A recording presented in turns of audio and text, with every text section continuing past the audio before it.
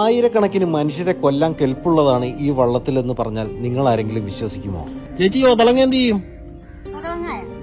ചെത്തി ഉണക്കി ചാക്കിൽ കെട്ടി വെച്ചിട്ട് 5-8 മാസം കഴിയുമ്പോ വണ്ടിക്കാർ വരും, അവർക്ക് കൊടുക്കും. ഒരെണ്ണത്തിന് 90 പൈസ.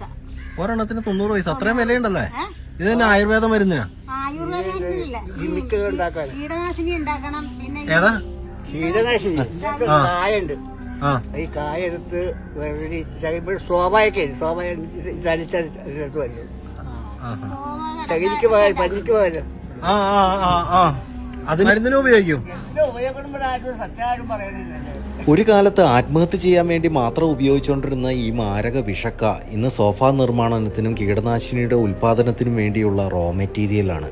പുതിയൊരു അറിവ് സമ്മാനിച്ചിട്ട് വിദൂരതയിലേക്ക് തുഴഞ്ഞു നീങ്ങുന്ന അപ്പാപ്പനെയും അമ്മാമ്മയെയും നോക്കി നിന്നപ്പോൾ എന്തോ ഉള്ളിലൊരു നൊമ്പരം.